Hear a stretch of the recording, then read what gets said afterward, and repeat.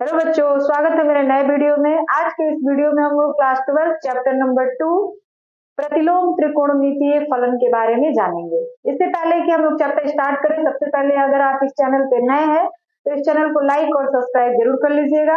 तो चलिए हम लोग टाइम का बिना नुकसान किए हुए चैप्टर को स्टार्ट करते हैं, ठीक है। तो चलिए, सबसे पहले इस चैप्टर को शुरू करने से पहले हम लोग थोड़ी सी बातें क्लास 11 की जान ले तो हमको इस चैप्टर को समझने में आसानी होगी।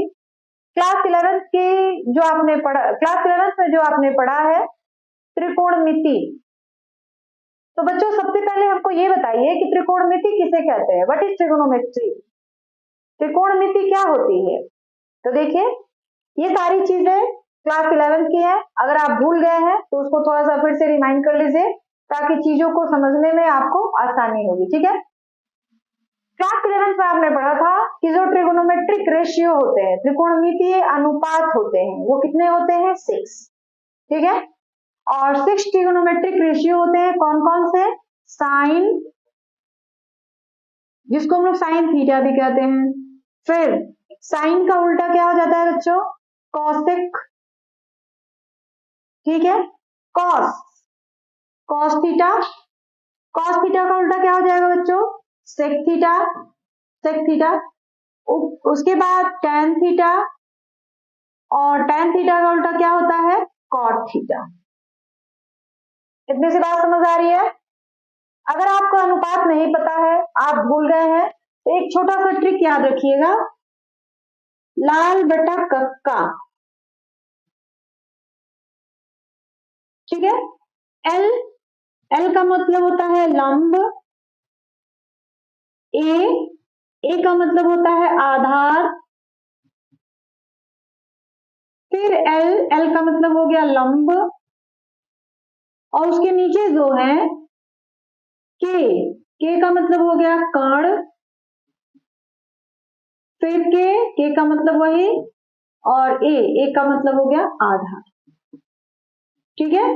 तो ये जो साइन थीटा होता है वो किसके बराबर होता है? लंब बटा कर्ण। तो इसको आप ऐसे लिख सकते हैं, sine theta is equal to लंब बटा कर्ण, ठीक है। कॉस थीटा, तो ये बीच वाला, आधार बटा कर्ण, आधार बटा कर्ण। उसके बाद टेन, तो टेन के लिए हो जाएगा लंब बटा आधार, ठीक है। साइन का उल्टा क्या हो जाता है बच्चों? कॉसेक। तो देखिए, साइन के लिए आपने लिखा है sine theta is equal to लंब बटा कर्ण, तो कॉसेक जो होगा वो किसके बराबर हो जाएगा? कर्ण बटा लंब। तो कॉसेक किसके बराबर हो गया? कर्ण बटा में लंब। सेक, कॉस का उल्टा होता है सेक, तो कॉस बराबर हमने लिखा है आधार बटा कर्ण, तो उसका उल्टा क्या हो जाएगा? कर्ण बटा आधार। टैन का उल्टा क्या होता है बच्चों? कॉट, टैन का हमने लिखा है लंब बटा आधार, तो कॉट का हो जाएगा आधार बटा लंब। इतनी सी बात समझ आ रही है?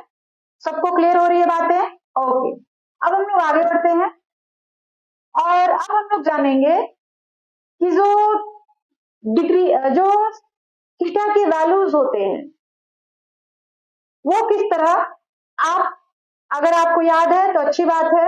साइन 30 की वैल्यू कितनी होती है, साइन 45 की वैल्यू कितनी होती है, साइन 60 की वैल्यू कितनी होती है, साइन 90 की वैल्यू कितनी होती है, ये बातें भी आपको याद होनी चाहिए, ठीक है।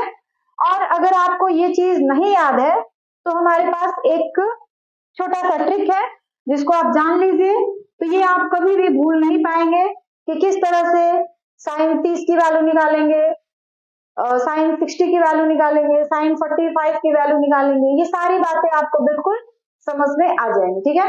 तो सबसे पहले जो है हमको ये चीज याद होना चाहिए, साइन थीटा बराबर क्या होता है? लंब बटा कर्ण, उसका उल्टा होता है कॉसेक, तो कॉसेक बराबर क्या होगा? कर्ण बटा लंब, ठीक है।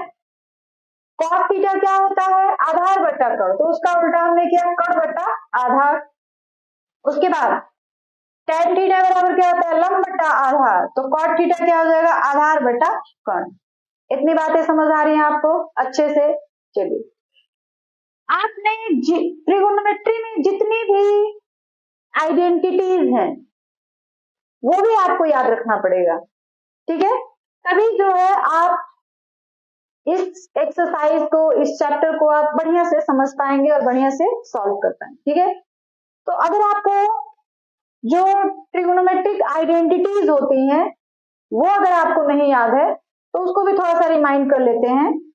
आपको सबसे पहले ये चीज याद होना चाहिए, पहली ट्रिगोनोमेट्रिक आइडेंटिटी जो होती है sine square theta plus cos square theta is equal to 1।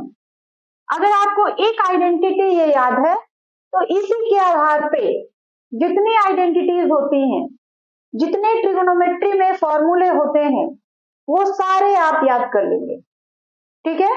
और अगर नहीं याद है तो बच्चों बड़ा ध्यान से इसको थोड़ा समझने की कोशिश करिएगा और इसको तो आप बिल्कुल याद रखिएगा, याद होना भी चाहिए कि sign square theta plus cos square theta जो होता है 1 के बराबर होता है, ठीक है।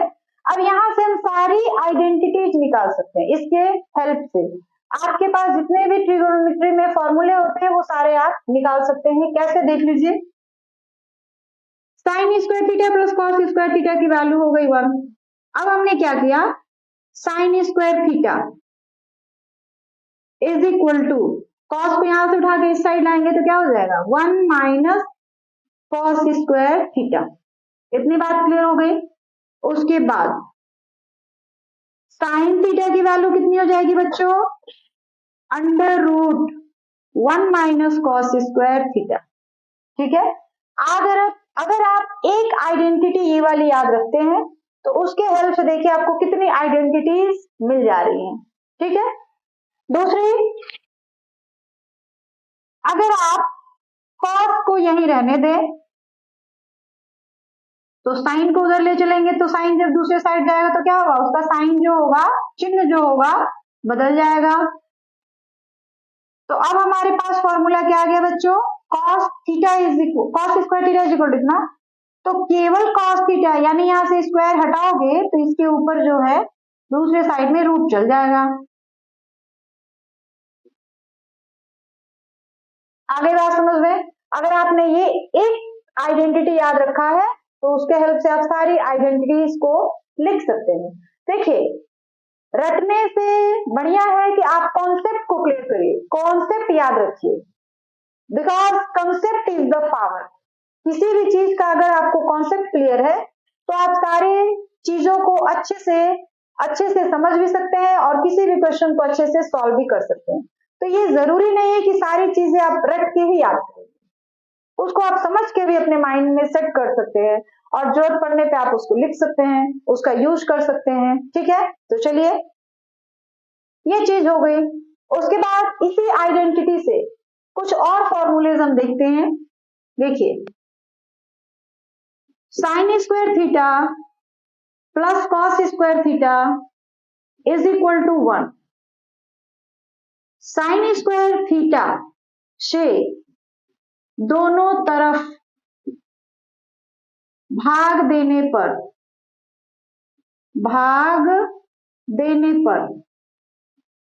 दोनों तरफ अगर आप भाग देंगे तो आपको क्या मिलेगा, sine square theta plus cos square theta is equal to 1।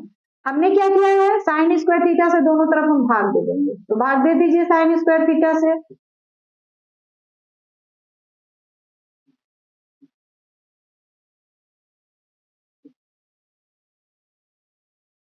तो ये क्या मिल गया बच्चों हमको, साइन स्क्वायर थीटा जो होगा कैंसिल हो जाएगा 1 and this is cos square theta by sine square theta, क्या होगा बच्चों, कॉट स्क्वायर थीटा। और ये हो गया 1 बाई साइन स्क्वायर थीटा किसके बराबर होता है बेटा, बताइए आप लोग जल्दी से, कॉसेक स्क्वायर थीटा, ठीक है। यानी हमारे पास दूसरी आइडेंटिटी क्या आ गई, 1 plus cot square theta is equal to cosec square theta, ठीक है। समझ आ रही है बात, ओके। अब यहां से कुछ और निकालते हैं हम लोग। जैसे मान लीजिए आपको कॉट स्क्वायर थीटा की वैल्यू निकालनी है, तो हम क्या करेंगे, यहाँ जो 1 है उसको दूसरे साइड लेके चलते हैं, तो हमारे पास क्या हो जाएगा, कॉसेक स्क्वायर थीटा -1, तो यहाँ पे स्क्वायर नहीं रहेगा, क्योंकि स्क्वायर यहाँ से हटेगा तो दूसरी तरफ रूट आ जाएगा। उसके बाद इसी आइडेंटिटी से कुछ और फॉर्मूले हम लोग निकालते हैं। जैसे देखिए, sine square theta plus cos square theta is equal to 1। अब हमने क्या किया, यहाँ पे हमने क्या किया है, साइन स्क्वायर थीटा से हमने दोनों तरफ डिवाइड किया हुआ है, ठीक है।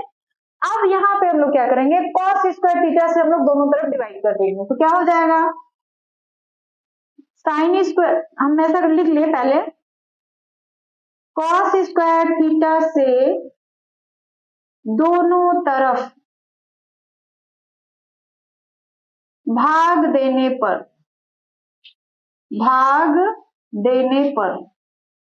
दीजिए, क्या मिलेगा आपको, sine square theta plus cos square theta is equal to 1।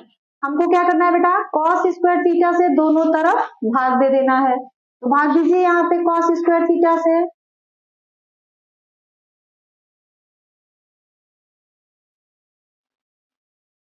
ठीक है, समझ आ रही है बातें आपको अच्छे तरीके से।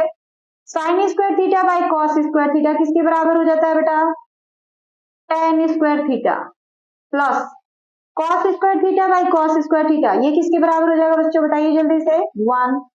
And this is 1 by cos square theta, ये किसके इक्वल हो जाएगा बेटा, तो ये हो जाएगा सेक स्क्वायर थीटा। क्लियर है, तो tan स्क्वायर थीटा प्लस 1, या आप इसको ऐसे भी लिख सकते हैं, 1 plus tan square theta is equal to sec square theta, तो आप इसको ऐसे भी कर सकते हैं, 1 plus tan square theta is equal to sec square theta.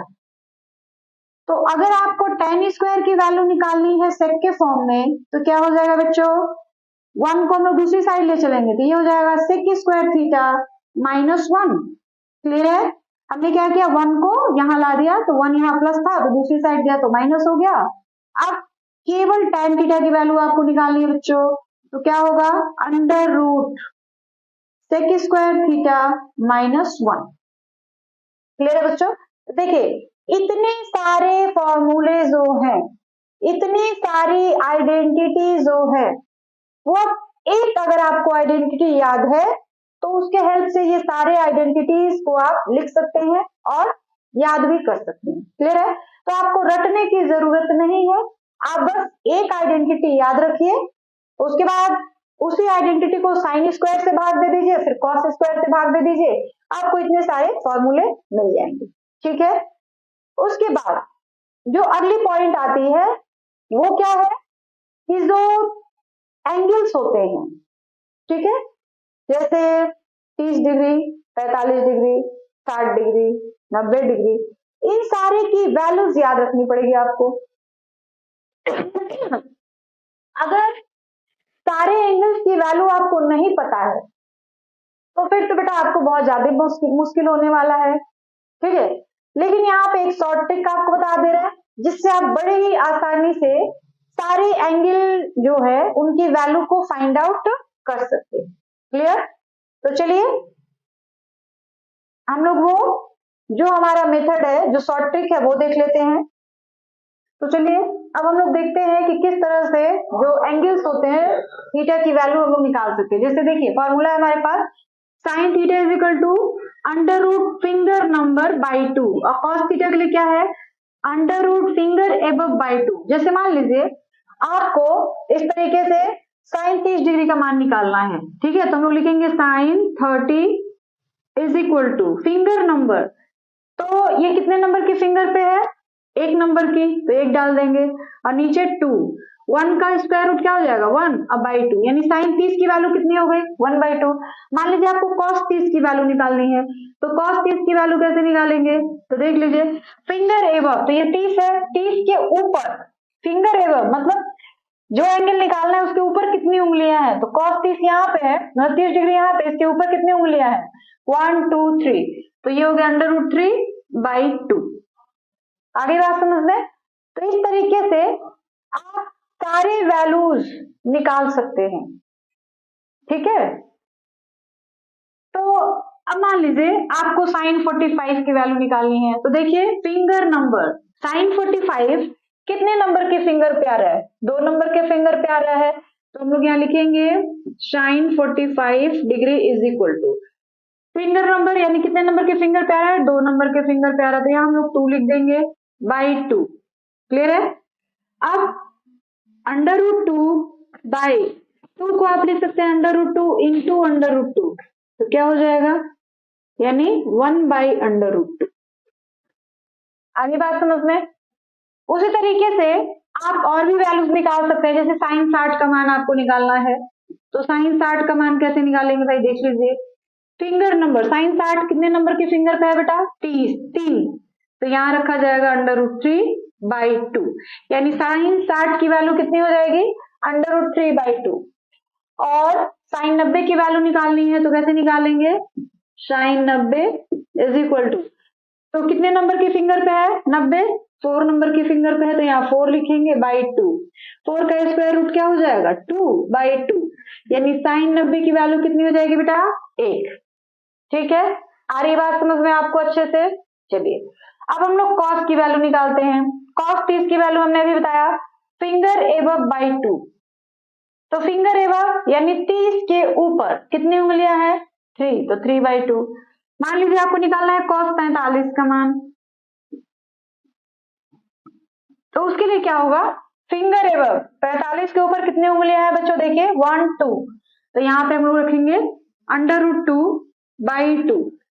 Under root 2 और 2 की जगह हम लोग लिखेंगे under root 2 into under root 2, cancel 1 by under root 2, यानी कॉस 45 की वैल्यू कितनी हो जाएगी? 1 बाई अंडर रूट 2। इसी तरीके से कॉस 60 की वैल्यू कितनी हो जाएगी? 60 के ऊपर कितनी उंगली है? 1, तो इसका हम लोग करेंगे अंडर रूट 1 बाई 2। 1 का स्क्वायर रूट क्या हो जाएगा बेटा? 1 बाई 2, यानी साइन कॉस 60 की वैल्यू कितनी हो गई? 1 बाई 2। कॉस 90 की वैल्यू निकाल लेते हैं थोड़ा, तो कॉस 90 की वैल्यू कितनी हो जाएगी? तो कॉस 90 उसके ऊपर तो अब कोई भी उंगली नहीं है, यानी इसकी वैल्यू हो जाएगी कितनी? कॉस 90, तो कॉस 90 के ऊपर कितनी उंगलियां हैं? कॉस 90 के ऊपर एक भी उंगली नहीं है, यानी 0 बाई 2, तो ये कितना हो जाएगा? कॉस 90 का 0 अंडर रूट 0 की वैल्यू हो गई 0 और बाई 2, तो ये कितना हो गया? 0, यानी कॉस 90 की वैल्यू कितनी हो गई बच्चों? 0। तो इस तरीके से आप इस फिगर की सहायता से, फिंगर की सहायता से आप जितने भी वैल्यूज होते हैं sine theta, cos theta, tan theta, सबकी वैल्यूज आप निकाल सकते हैं। अब आपको मान लीजिए टेन का निकालना है, ठीक है, तो टेन 30 का आपको निकालना है, तो टेन 30 डिग्री क्या होता है? Sine 30 degree by cos 30 degree. तो साइन 30 डिग्री की वैल्यू आपने निकाल रखी है, देखिए कितनी निकाली है आपने? 1 बाई 2। और कॉस 30 की वैल्यू आपने कितनी निकाली है? Under root 3 by 2। 2 2 कैंसिल, क्या बचा हमारे पास? 1 बाई अंडर रूट 3। अरे बात समझ में? अब मान लीजिए आपको tan 45 की वैल्यू निकालनी है, तो tan 45 की वैल्यू कितनी हो जाएगी? तो देख लीजिए साइन 45 बाई कॉस 45, तो साइन 45 की वैल्यू कितनी निकाली है आपने? देख लीजिए 1 बाई अंडर रूट 2, और cos 45 की वैल्यू आपने कितनी निकाल रखी है? 1 बाई अंडर रूट 2। दोनों कट जाएंगे, कितना बचेगा आपके पास? केवल 1। आ गई बात समझ में? तो इस तरह अब आपको मान लीजिए cosec 30 का वैल्यू फाइंड आउट करना है। cosec 30, तो cosec 30 sin 30 का मान आपको पता है 1 बाई 2, तो cosec 30 का निकालना होगा तो इसको उल्टा कर देंगे 2 बाई 1। साइन 45 की वैल्यू है 1 बाई अंडर रूट 2, तो cosec 45 का हो जाएगा अंडर रूट 2 बाई 1। इस तरीके से आप सारी वैल्यूज जो है निकाल सकते हैं। ठीक है, अब तक हमने ये जाना कि किस तरह से हम जो एंगल्स होते हैं उसकी वैल्यू निकाल सकते हैं, किस तरह से हम लोग ट्रिग्नोमेट्रिक आइडेंटिटीज बना सकते हैं, किस तरह से सारे फॉर्मूलों को हम लोग याद रख सकते हैं। अब जो है आपके क्लास 12 की बारी है, जिसमें हम लोग पहला जो है प्रतिलोम फलन का अस्तित्व। पहले तो ये पता होना चाहिए कि कोई भी फलन या किसी भी फलन का इनवर्स यानी प्रतिलोम, पिछले चैप्टर में हमने पढ़ा था कि कोई भी फलन जब एकाकी होता है और आच्छादक होता है तभी उसका प्रतिलोम हम लोग निकाल पाते हैं। ठीक है, तो यहां भी बिल्कुल वही बात है कि प्रतिलोम फलन का अस्तित्व कब होगा और कब नहीं होगा। किसी फलन f का प्रतिलोम अर्थात f इनवर्स, देखिएगा मान लीजिए हमने y इज इक्वल टू लिखा है साइन x या साइन थीटा, कुछ भी रख सकते हो। तो साइन को जब हम लोग नीचे लाएंगे तो क्या हो जाता है, इस तरह होता है ना साइन, और यहाँ पे क्या बच जाएगा x। साइन को जब हम लोग ऊपर ले चलेंगे तो क्या हो जाएगा y साइन इनवर्स x इस तरह साइन इनवर्स, और ये जो y था y is equal to x, यानी फलन जो है y is equal to sine x है। तो अब जब इसका हम लोग प्रतिलोम निकालेंगे, उल्टा करेंगे, तो sine inverse y is equal to x। जैसे हम लोग एक फलन पढ़ते थे, मान लीजिए कोई फलन है हमारे पास a to b, तो ये क्या होता था, प्रांत हुआ करता था, और यह जो होता था सह प्रांत, या उसी को हम लोग परिसर कहा करते थे। ठीक है, ये हमारा परिसर या सह प्रांत भी आप कह सकते हैं, ये होता था। लेकिन जब हम लोग इसका इन्वर्स करते थे इस तरीके से, तो क्या हो जाता था, जो परिसर होता था वो हमारे पास सब क्या आ जाएगा, ऐसे हो जाएगा b to a। तो ये प्रतिलोम फलन हो गया। उसी तरीके से यहां भी है कि y is equal to sine inverse x है, तो sine inverse y is equal to x हो जाएगा। जब हम लोग इनवर्स निकालेंगे किसी भी फलन का, तो वहां पे जो प्रांत था वो और जो परिसर था वो दोनों आपस में क्या हो जाते हैं, बदल जाते हैं। ठीक है ना, ये बात समझ आ रही है। आपने पिछले वीडियो में भी या पिछले चैप्टर में भी आपने देखा था, एक्सरसाइज 1.2 या 1.3 में देखा था आपने कि कोई भी फलन जब एकाकी होता है, आच्छादक होता है, तभी उसका प्रतिलोम हम लोग निकाल सकते हैं। और जब कोई फलन दिया है, उसका प्रांत और परिसर दिया है, तो जब उसका प्रतिलोम निकालेंगे तो प्रांत और परिसर जो होते हैं आपस में इंटरचेंज हो जाते हैं, बदल जाते हैं। तो वही सारी चीजें यहाँ पे बताई जा रही है कि किसी भी फलन f का प्रतिलोम तब भी संभव है यदि वह अपने प्रांत और परिसर में एकाकी और आच्छादक है। ठीक है, अब इसी तरीके से हम लोग साइन के लिए निकाल रहे हैं, x is equal to sine theta है, जैसे हमने वहां पे y इज इक्वल टू ले लिया है, तो x is equal to sine theta है। तो जब साइन को इधर लाएंगे तो क्या लिखेंगे, sine inverse x is equal to theta, अर्थात थीटा के वे सभी मान जो sine theta is equal to x को संतुष्ट करे, तो साइन इनवर्स एक्स के सामान्य हल कहलाते हैं। अगर आप थीटा के मान कोई भी निकाल लेते हैं और वो इसको संतुष्ट करता है, तो वो थीटा के जो भी मान होते हैं साइन इनवर्स एक्स के सामान्य हल कहलाते हैं। ठीक है, और एक आता है मुख्य मान, ये क्या होता है। अब यहाँ कोई फलन दिया इस तरीके से sine such that r tends to -1 और +1। देखिए आप भी जानते हैं कि जो साइन की वैल्यू होती है, साइन थीटा की वैल्यू होती है, वो -1 और 1 के बीच में ही घूमती रहती है। ठीक है, ना तो -1 से कम होगी और ना तो 1 से ज्यादा होगी, इसी के बीच में घूमती रहेगी। तो ये कोई फलन दिया हुआ है r टेंड्स टू -1 to 1, तो ये r जो है वास्तविक संख्याओं का समुच्चय है। ठीक है, और r को हम लोग क्या कहेंगे, r जो होगा प्रांत हो जाएगा और यह जो होगा परिसर हो जाएगा। ठीक है, लेकिन जब ऐसा होता है तो वह फलन जो होता है बहु एकक फलन होता है।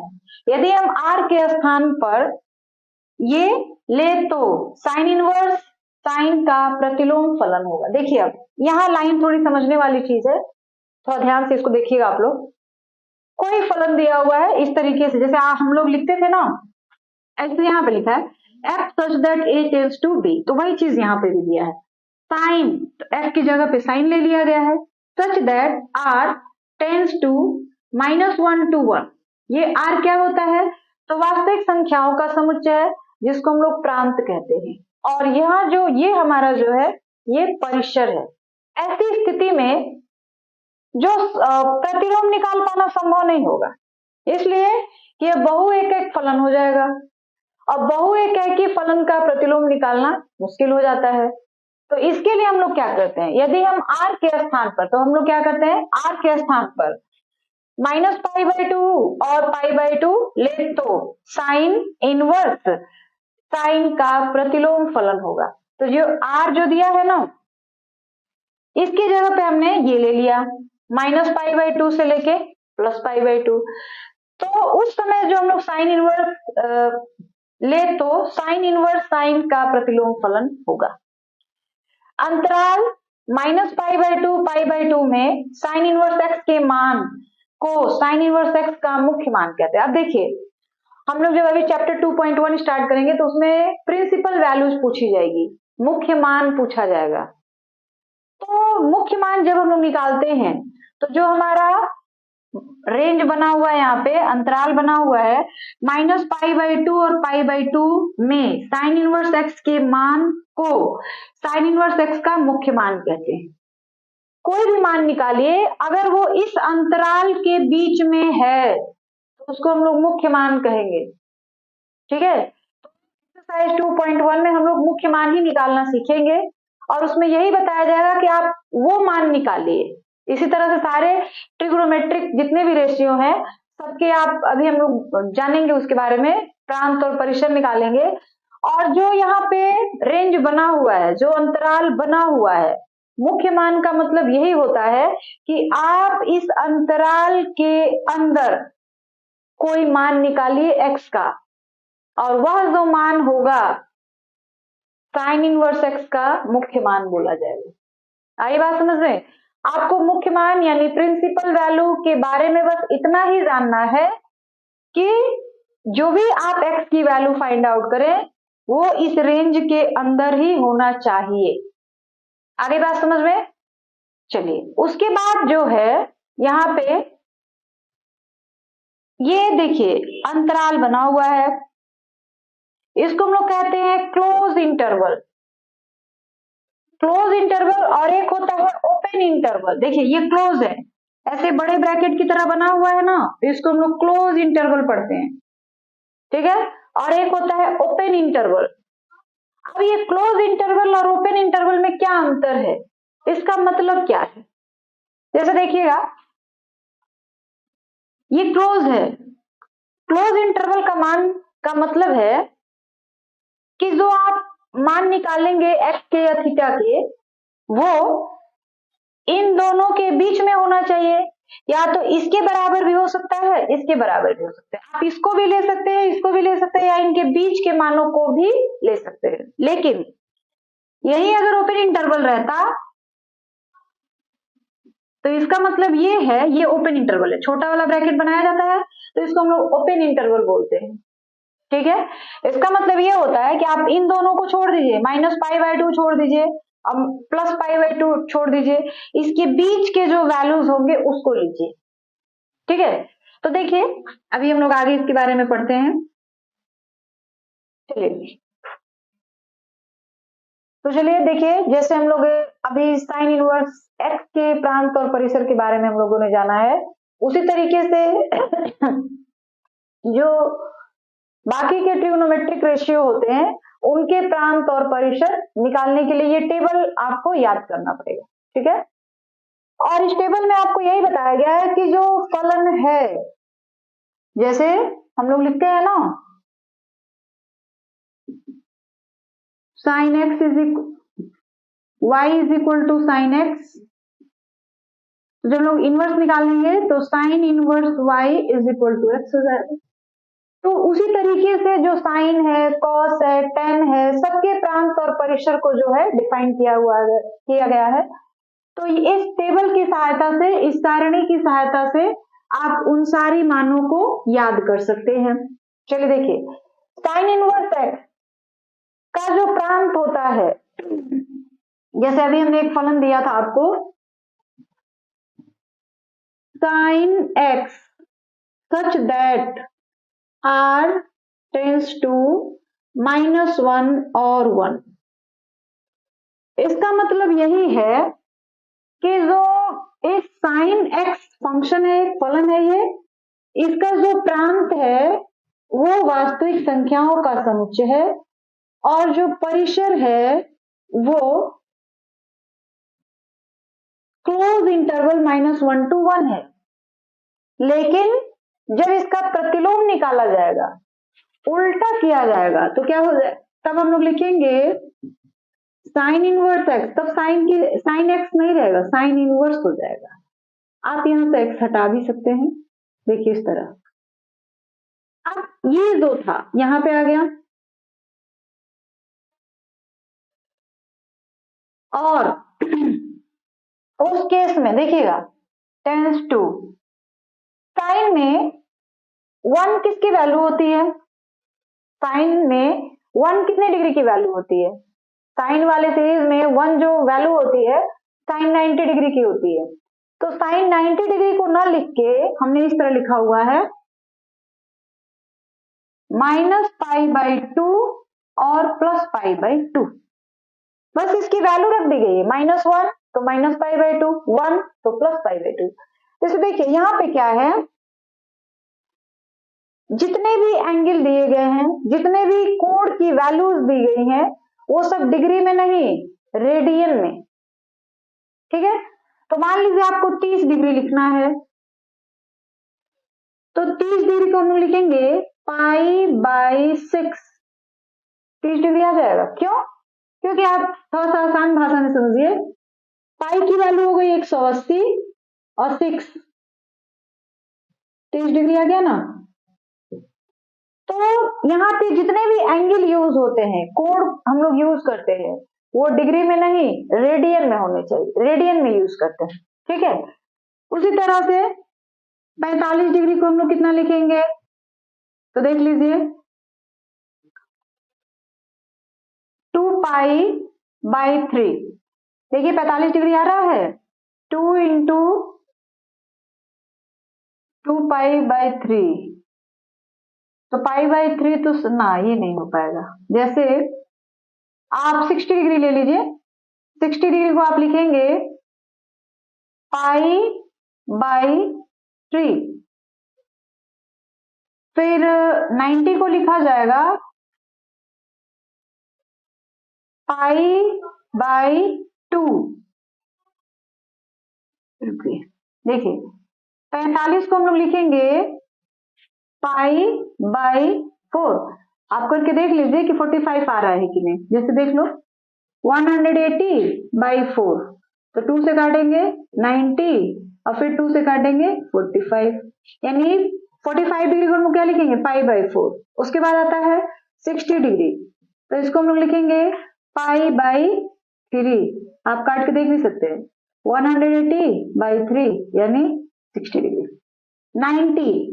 90 को हम लोग लिखेंगे π/2, पाई की वैल्यू 180 और 2 यानी 90।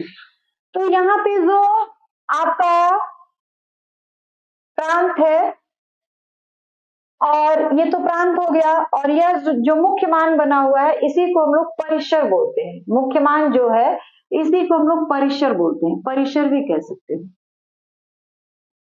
ठीक है, तो देखिए पहले हमारा जो प्रांत था वो r था, वास्तविक संख्याओं का समुच्चय, और परिसर ये था। लेकिन जैसे ही हमने साइन का इन्वर्स कर दिया, उल्टा कर दिया, तो हमारे पास जो प्रांत हो गया वो -1 और 1 हो गया, और परिसर जो हो गया -π/2 से π/2, क्योंकि -1 किसकी वैल्यू है, साइन में 90 डिग्री की, तो 1 -1 यानी -π/2, 1 +π/2।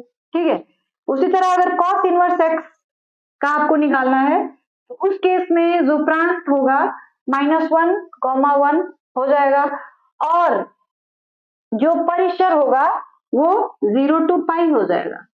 फिर tan इनवर्स x में r क्या है, वास्तविक संख्याओं का समुच्चय है, प्रांत हो जाएगा r या -∞ to +∞, और जो परिसर होगा -π/2 से +π/2। कॉट इनवर्स x क्या हो जाएगा, r या -∞ टू +∞। और यहाँ पे देखिए 0 to π, यहाँ पे ओपन इंटरवल है और यहाँ पे क्लोज इंटरवल है। अभी हम बताएंगे कि ये क्लोज इंटरवल और ओपन इंटरवल क्या चीज है, ठीक है। सेक इनवर्स x क्या है, तो r -1,1, मतलब ये है कि r वास्तविक संख्याओं का समुच्चय है, उसमें से -1 और 1 निकाल दीजिए, माइनस कर दीजिए, जो बच रहा है वो इसका प्रांत हो जाएगा।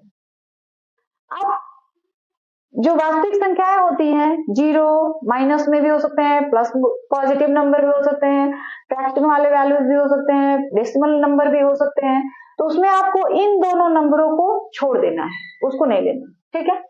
और उसका परिसर क्या हो जाएगा, तो 0 पाई में से हम लोग π/2 जो होगा माइनस कर देंगे। उसके बाद कॉसेक इनवर्स x क्या है, तो इसका प्रांत क्या हो गया, r -1,1 और इसका परिसर यानी मुख्य शाखा यानी मुख्य मान क्या हो गया, -π/2 से +π/2, उसमें से 0 जो होगा हम लोग निकाल देंगे, 0 को नहीं इंक्लूड किया जाएगा, ठीक है। अब देखिए ये क्लोज इंटरवल और ओपन इंटरवल क्या चीज होते हैं, जैसे मान लो इस तरह से लिखा हुआ है 7 to 10, इस तरह से ये क्लोज इंटरवल दिया हुआ है। इसका मतलब ये है क्लोज इंटरवल में कि जो आप नंबर्स लेंगे x की जगह पे, मान लीजिए f(x) कोई x की वैल्यू आपको निकालनी है इसमें से, तो इसका मतलब ये है कि इसमें x की वैल्यू जो आप निकालेंगे वो 7 भी हो सकता है, 8 भी हो सकता है, 9 भी हो सकता है या फिर 10 भी हो सकता है। क्लोज इंटरवल का मतलब यही है कि आप इन दोनों नंबरों को भी ले सकते हैं या इनके बीच वाले नंबर को भी ले सकते हैं, ठीक है। इतनी बात समझ आ रही है। x की वैल्यू मान लीजिए इसमें से हमको निकालना है, तो आप 7 भी ले सकते हैं, 8 भी ले सकते हैं, 9 भी ले सकते हैं, 10 भी ले सकते हैं। क्लोज इंटरवल का मतलब ये है कि आप इन दोनों संख्याओं को इंक्लूड कर लेंगे, ले सकते हैं, आप अपने क्वेश्चन को सॉल्व करते समय इन दोनों मानों का भी यूज आप कर सकते हैं, या फिर जरूरत पड़े तो आप इन दोनों के बीच के जो नंबर्स है उसका यूज कर सकते हैं। लेकिन अगर यही ओपन इंटरवल है, मान लीजिए इस तरीके से दिया हुआ है 7,10, तो इसका मतलब ये है कि जो आप x की वैल्यूज निकालेंगे या लेंगे वो क्या होना चाहिए, 7 और 10 को छोड़ दीजिए, इन दोनों को इंक्लूड नहीं करना है, केवल 7 और 10 के जो बीच की वैल्यूज है बस उसको ही लेना है। अरे बात समझ रहे हैं, तो x की वैल्यूज तब क्या क्या हो जाएंगी, 8 और 9, क्योंकि 7 और 10 को तो लेना ही नहीं है। अब मान लीजिए कभी कभी इस तरह दिया रहता है, इसमें तो हालांकि इस तरह के सिचुएशंस नहीं है, लेकिन कभी कभी इस तरह दिया रहता है, इसका मतलब है जो आप वैल्यूज लेंगे, इधर क्लोज इंटरवल है और इधर ओपन इंटरवल है, तो 7 को इंक्लूड करना है लेकिन 10 को इंक्लूड नहीं करना है। ओपन इंटरवल का मतलब यही हो गया कि आप उस संख्या को इंक्लूड नहीं कर सकते, लेकिन क्लोज उस संख्या को आप ले सकते हैं, इंक्लूड कर सकते हैं। कभी कभी ऐसा भी हो सकता है,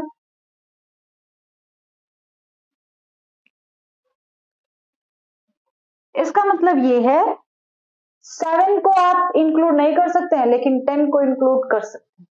आगे बात समझ में, तो ये है ओपन इंटरवल और क्लोज इंटरवल की बात है। यहाँ पे क्लोज इंटरवल है मतलब 0 को आप नहीं ले सकते हैं, पाई को भी नहीं ले सकते हैं, 0 और पाई के बीच में कोई भी वैल्यूज आप यूज कर सकते हैं, कोई भी वैल्यूज उसका आंसर हो सकता है। यहाँ पे ओपन इंटरवल है, सॉरी यहाँ पे क्लोज इंटरवल है, इसका मतलब ये है कि 0 और पाई को आप ले सकते हैं, मतलब 0 और पाई को भी ले सकते हैं और उसके बीच वाले जो वैल्यूज होंगे वो भी ले सकते हैं, ठीक है। यहाँ पे ओपन इंटरवल है, इसका मतलब ये है कि आप -π/2 और +π/2 को इंक्लूड नहीं करेंगे, उसके बीच की जो वैल्यूज होगी उसको यूज करेंगे। यहाँ पे क्लोज है मतलब इन दोनों वैल्यूज को भी आप ले सकते हैं। देखिए ओपन और क्लोज का यही मतलब होता है क्लोज है तो उन दोनों वैल्यू को भी आप क्या कर लेंगे, इंक्लूड कर देंगे, लेकिन ओपन है तो दोनों वैल्यूज को आप छोड़ सकते हैं, एक्सक्लूड कर सकते हैं। आगे बात समझ में। तो ये है पूरा हमारे पास एक ग्राफ, एक टेबल, जो हमें किसी भी जो प्रतिलोम होते हैं, त्रिकोणमितीय फलन के जो प्रतिलोम होते हैं उनका प्रांत और परिसर, ठीक है, हम लोग इस तरीके से निकाल सकते हैं।